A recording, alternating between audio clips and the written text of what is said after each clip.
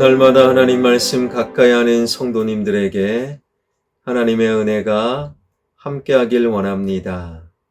오늘 하나님 주신 말씀은 히브리서 10장 26절에서 31절까지 말씀입니다. 우리가 진리를 아는 지식을 받은 후 짐짓 죄를 범한 즉 다시 속죄하는 제사가 없고 오직 무서운 마음으로 심판을 기다리는 것과 대적하는 자를 태울 맹렬한 불만 있으리라. 모세의 법을 폐한 자도 두세 증인으로 말미암아 불쌍히 여김을 받지 못하고 죽었거든.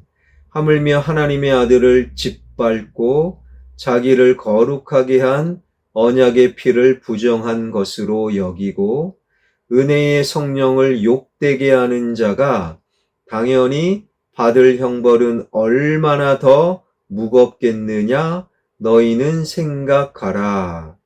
원수 갚는 것이 내게 있으니 내가 갚으리라 하시고 또다시 주께서 그의 백성을 심판하리라 말씀하신 것을 우리가 아노니 살아계신 하나님의 손에 빠져들어가는 것이 무서울진저. 아멘. 이런 말이 있습니다. 실수는 용서하나 배신은 용서하기 어렵다. 그러니까 사람은 다 실수하는 존재이지요. 그런 실수는 용서할 수 있어야 합니다. 그러나 배신, 그 사람을 믿었고 마음을 주고 시간을 썼는데 나를 배신해서 나의 마음을 짓밟고 나의 믿음을 걷어차버린 배신은 사실 용서하기가 어려운 거예요. 바로 오늘 본문은 영적인 배신, 배교에 관한 말씀인데요. 26절입니다. 우리가 진리를 아는 지식을 받은 후 짐짓 죄를 범한 즉 다시 속죄하는 제사가 없고 짐짓이라는 이 표현은요. 의도적으로 고의적으로 그러니까 진리 예수 그리스도를 알아요. 모르는 게 아닙니다. 실수가 아닙니다. 알고서도 의도적으로 배신했어요. 알고서도 고의적으로 예수님을 떠났어요. 그러면 그러한 영적 배교하는 자들에 대한 속죄가 없다. 이것은 한 번 거짓말하고 서너 번 미워하고 나쁜 짓을 했다, 죄를 저질렀다, 그런 의미가 아닙니다. 예수 그리스도를 알고 예수 그리스도가 십자가에 죽으셨고 부활 승천하셨음도 알고 하나님 우편에 앉아서 지금 나를 돌아보고 계심을 알고 진리를 알아요. 기도를 알고 말씀을 알고 십자가를 알아요. 그런데도 계속 예수님 없이 살아가는 배교, 예수님 없어도 돼, 그러한 배교하는 사람을 향한 속죄는 없다, 용서는 없다. 사실 속죄가 없다 이 말씀이 굉장히 강한 말씀이지요. 우리 하나님은 모든 죄를 용서하시고 모든 사람을 품으시는 사랑과 은혜의 하나님, 그 하나님도 속죄가 없다, 용서가 없다 하실 때가 있는 거예요.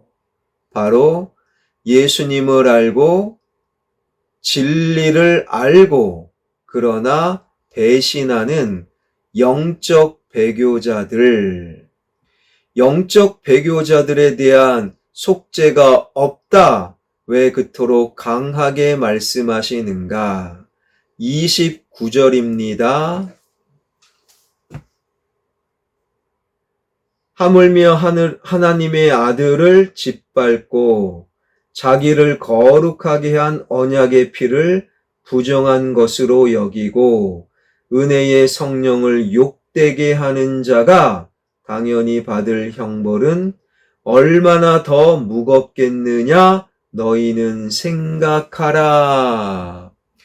당연히 예수 그리스도를 짓밟고 예수 그리스도 보혈의 십자가 피를 가볍게 여기고 무시하고 부정하고 성령님의 도우심을 거부하는 인생을 향한 속죄와 용서가 어떻게 있겠느냐? 너희는 생각하라. 하나님은 말씀하고 계시는 거예요. 그렇다면 오늘날 용서가 없다, 속죄가 없다, 하나님이 강하게 말씀하시는 배교는 어떠한 모습인가? 하나님을 알아요. 예수님과 성령님을 알아요. 천국과 지옥이 있음을 알아요. 기도해야 되는 것 알아요. 아는 대로 살지 못하는 것, 이게 배교라는 거예요. 모르는 세상 사람들은 당연히 기도 못해요. 모르는 세상 사람들은 당연히 예배 안 드리고 예수 그리스도를 안 믿지요. 그거는 용서가 돼요. 그거는 속죄가 가능합니다. 차라리 그게 나아요. 아는데 그렇게 살지 못하는 자가 더 심각하다. 기도를 알아요. 기도가 영적인 대화이고 기도하면서 내 생각을 줄이고 하나님의 뜻을 따라가는 것. 기도가 무엇인지 알아요. 그런데도 기도를 안 해요. 기도를 해도 하나님의 생각을 오히려 죽이고 내 생각을 선택하는 분들. 배교라는 거예요. 말씀을 알아요. 말씀이 진리이고 내 삶의 영원한 기준임을 알아요. 말씀만이 영원한 걸 알아요. 알면서도 말씀이 여전히 기준이 아니라 내 감정, 내 기분, 내 생각, 내 탐욕을 기준으로 삼는 분들, 배교하는 자들이라는 거예요. 그러한 배교하는 인생에 속죄는 없다, 용서는 없다. 여기서 우리가 한 걸음 더 들어가 주님의 강한 말씀, 속죄가 없다, 용서가 없다. 이 강한 말씀은 어떠한 의미인가? 정말 하나님도 용서하지 못하시는가? 그런 의미가 아니에요. 그럼 하나님이 협박하시는 건가? 그런 의미도 아니에요. 우리를 향한, 배교하는 자들을 향한 하나님의 간절한 호소, 하나님의 간절한 절규라는 거예요. 이러한 생각을 해보십시다. 어린 자녀 한 6살, 7살 난 자녀가 낭떠러지를 향해 걸어가고 있어요. 그러다 정말 떨어져 큰일 날 판인 거예요. 그 모습을 본 아빠는 어떻게 합니까? 힘들어 봐야지 가만히 두지 않아요. 소리를 칩니다. 아들아, 딸아, 멈춰 서라. 더 이상 걸어가지 말아라. 소리를 치는 아빠. 아들을 협박하는 게 아닙니다. 아들을 공격하는 게 아니에요. 아들에게 골탕을 먹이는 게 아닙니다.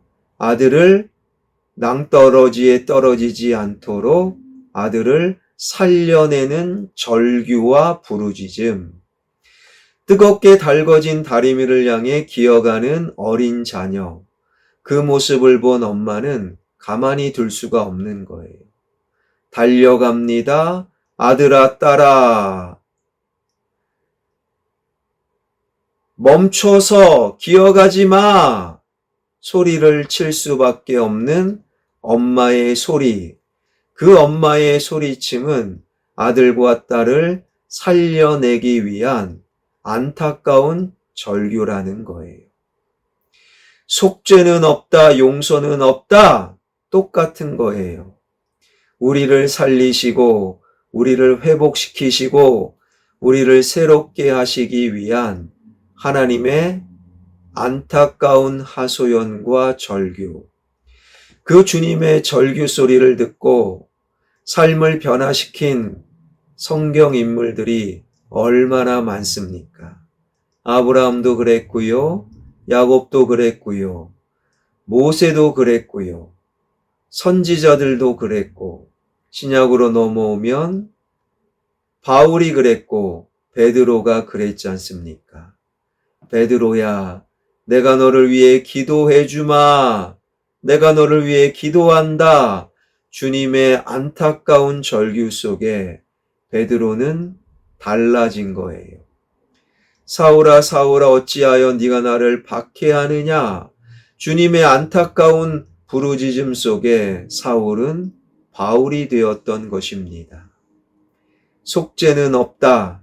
용서는 없다. 우리를 살리시기 위한 우리 주님의 안타까운 부르짖음 절규, 그 주님의 음성이 들려오길 원합니다. 사랑하는 여러분,